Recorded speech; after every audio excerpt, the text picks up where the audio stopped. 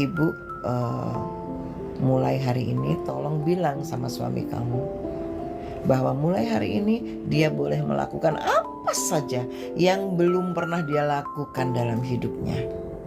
Apa saja, tidak usah dilarang-larang, ya. Dokter, tapi dia nggak percaya dokter kalau yang ngomong saya. Oke, kalau begitu besok ibu dan suami ibu datang ke sini, biar saya yang ngomong. Bapak kelihatannya Bapak sudah semakin sehat, ngomongnya kayak gitu dokternya. Jadi mulai sekarang Pak, Bapak boleh makan apa saja, boleh melakukan apa saja yang Bapak suka. Dan saya sudah bilang sama istri Bapak untuk tidak melarang Bapak. Nanti sampai di rumah sampaikan ke istri Bapak apa mau Bapak. Boleh apa saja gitu. Terus setelah pulang istrinya nanya ke dokternya, nelpon setelah sampai di rumah, dokter maksudnya apa sih gitu, kok dia dibebaskan sampai tadi dokter mengatakan semuanya itu dan boleh apa saja. Begini ibu, karena suami ibu usianya tinggal 4 bulan lagi sebenarnya, jadi bebaskan saja dia ya. Ibu juga sebagai keluarga harus siap. Dengan saya mengatakan seperti ini, ibu akan semakin siap. Dan itu bagus buat ibu, karena kalau terus kita sembunyikan, nanti pas waktunya tiba, ibu bisa stres berkepanjangan. Jadi biarkan saja ibu, ya, biarkan dia menikmati hidupnya. Dia toh kaya banget. Biarkan dia menikmati untuk terakhir kalinya gitu. Oke dokter, saya paham gitu. Kemudian si ibu bilang sama suaminya malam itu, dia bilang, Papa boleh kemana aja kok, silahkan. Kalau tanpa kamu gimana? Kan katanya saya boleh melakukan yang saya nggak pernah lakukan, kata suaminya. Nggak tahu, memangnya mau kemana? Aku mau naik kapal pesiar 1 tahun penuh dengan uangku yang banyak itu yang nggak bisa habis, tapi aku tidak akan mengajak kamu. Oh ya, dia sakitnya kanker ya si bapak itu. Oh silahkan gitu. Tahu nggak? Bapak itu benar-benar lo berangkat dan dia membawa separuh dari uangnya tuh. Dia berangkat dan dia cium istrinya. Udah, aku berangkat ya. Nomor teleponku tetap ada, tetapi biarkan aku nelpon kamu. Jangan kamu nelpon aku. Kan katanya aku boleh seenak-enakku. Oh iya, silahkan papa, silahkan, katanya gitu. Ya udah, dia berangkat, ya udah cium istrinya. Setelah itu jadilah si istri itu biasa dengan hidup sendiri, ya, dan tidak masalah. Dia mulai mengembangkan hobi barunya, menanam anggrek. Pokoknya bahagia tuh si istri itu. Nah sekarang suaminya nih udah naik kapal.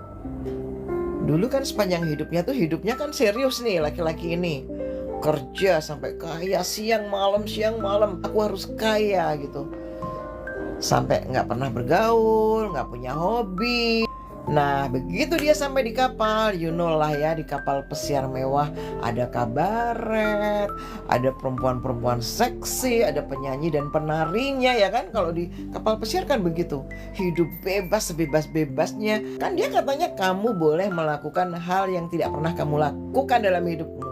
Maksudnya dokter adalah untuk yang terakhir kalinya. Dia merasa tuh, oh inilah ternyata hidup yang sebenarnya, itu ternyata ini loh. Kenapa dari dulu aku tidak hidup seperti ini gitu loh.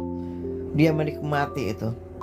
Makan yang dia suka, traktirin orang-orang. Dan dia menjadi orang yang paling keren di kapal itu. Karena duitnya banyak, dia generous, dia fun, dia pria baik-baik ya kan. Akhirnya 1 tahun berlalu dong.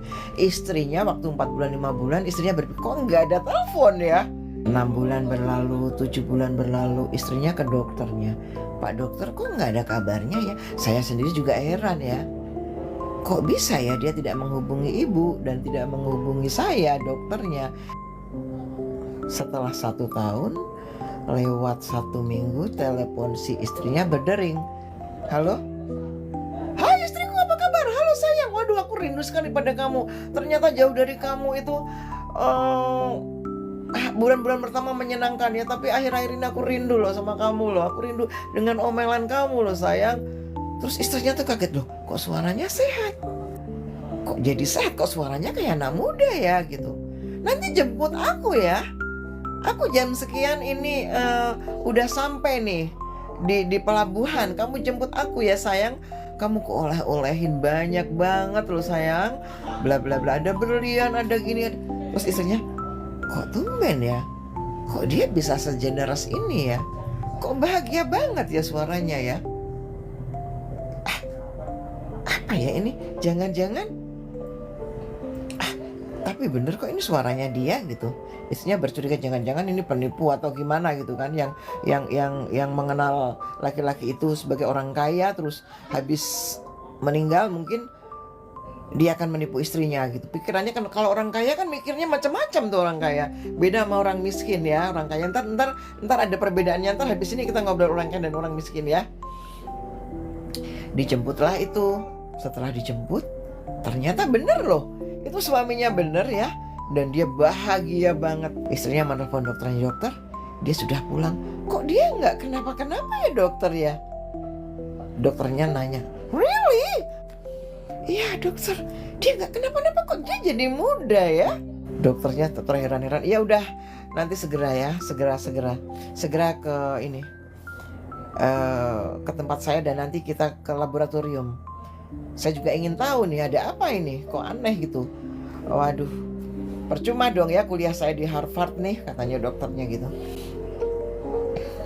Udah gitu hari ketiga diperiksa bla bla bla bla, seminggu kemudian keluarlah itu hasilnya. Dan you know what, out of the blue tiba-tiba tidak ditemukan penyakit apa-apa di tubuh laki-laki itu. Entah kenapa raib, penyakitnya raib. Jadi apa teman-teman? Jadi apa yang bisa kamu ambil dari cerita saya?